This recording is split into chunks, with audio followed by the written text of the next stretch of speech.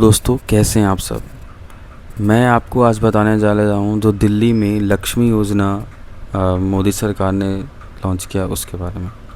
तो सबसे पहले हम चलते हैं अपने क्रोम ब्राउज़र पे। क्रोम ब्राउज़र में हम सर्च करेंगे दिल्ली लक्ष्मी योजना। तो सबसे पहले हमारा इंटरफेस आएगा, उस पर आप क्लिक कर दीजिए। कुछ इस तरह से खुलेगा। इसको डेस्कटॉप मोड में कर लीजिए ताकि आपको प्रॉपर तरीके से साइट समझ में आए। अब इसमें मैं आपको दिखाना चाहता हूँ दोस्तों कि इन्होंने ना कुछ एलिजिबिलिटी ऐसी रखी हैं कि इस एलिजिबिलिटी से सोचने पे आ रहा है कि यार इसको तो कोई पढ़ेगा तो मतलब फॉर्म भर ही नहीं सकता। आप इसको देखिए, मैं आपको बता रहा हूँ पढ़ के इस एलिजिबिलिटी एरिया के बारे में। थोड़ा इसको देख लेते हैं। देखिए दोस्तों, टोटल 12 पॉइंट्स हैं। सबसे पहले जो हमारा पॉइंट है वो है आवेदन महिला होनी चाहिए, ठीक है। सेकंड है इसके अंदर कि आवेदन परिवार की सबसे बड़ी महिला सदस्य होनी चाहिए, ठीक है। ये भी हम समझ गए, कोई इशू नहीं है। फिर इसमें है तीसरा पॉइंट, आवेदन जमा करने की तारीख पर आवेदन की उम्र 21 से 60 साल के बीच होना चाहिए। बिल्कुल वैलिड रीज़न है, कोई इशू नहीं है, बिल्कुल सही है।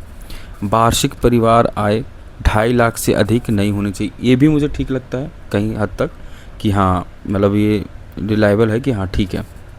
उसके बाद जो 4 पॉइंट है हमारा, 4 पॉइंट में आवेदन जमा करने की तारीख तक आवेदन या उनके पति या उनके माता पिता में से किसी एक का दिल्ली का निवासी होना ज़रूरी है, कम से कम 10 साल।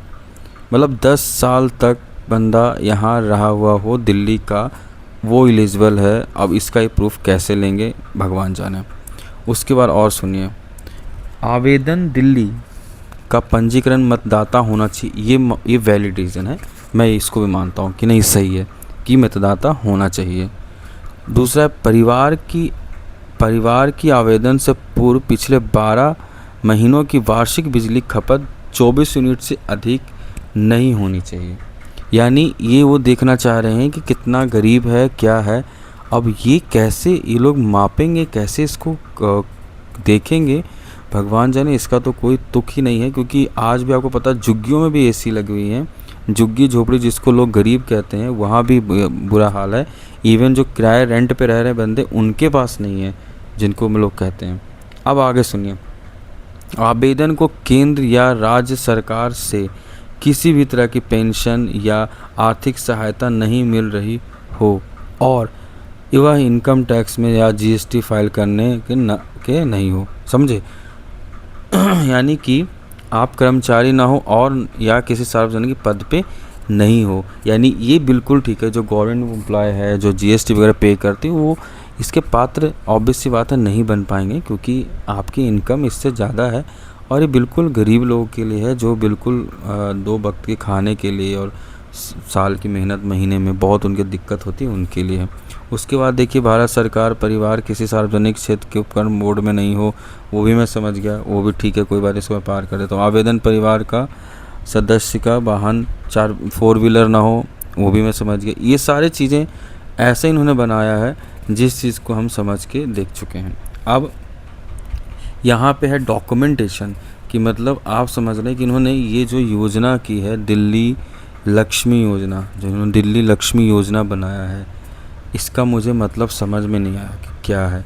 अगर आप पैसे देना चाहते हैं, उनको मदद करना चाहते हैं, तो आपको करना चाहिए। अदरवाइज़ क्या फ़ायदा है पोर्टल इतना महंगा करके और ये सब चीज़ें करके। और फिर इनके बाद ये जो इनकी शर्तें हैं, उनके बाद इनके डॉक्यूमेंट्स भी थोड़ा हमें देख लेना चाहिए।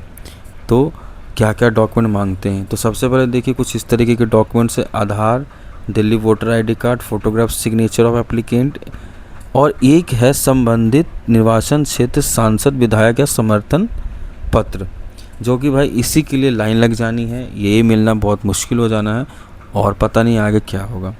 Delhi voter ID card, ration card, driving licence card, electricity meter bill, gas connection, ETC ये है। दिल्ली बर्थ सर्टिफिकेट है आपको प्रूफ करने के लिए, स्कूल लिविंग सर्टिफिकेट है, मैट्रिकुलेशन है, ड्राइविंग लाइसेंस है, पैन कार्ड, आधार कार्ड और वोटर आईडी कार्ड है। लेकिन ये उन्होंने बताया तो है, लेकिन कंसीडर करेंगे नहीं करेंगे भगवान जाने। तो दोस्तों, जिन जिन को फॉर्म भरना है भर ही लेते हैं, बाकी आगे देखते हैं क्या होता है, क्या सरकार चाहती है और क्या आगे सरकार करना चाहती है। तो बस आप इसको भरें। अगर कुछ दिक्कत आता है, परेशानी आता है तो मुझे आप कांटेक्ट कर सकते हैं, मुझे कमेंट कर सकते हैं। मैं एक अच्छी सी वीडियो बना के आपको इस पे बना के दे दूँगा। तब तक के लिए धन्यवाद। वीडियो अच्छी लगी हो तो लाइक, कमेंट और शेयर कर देना।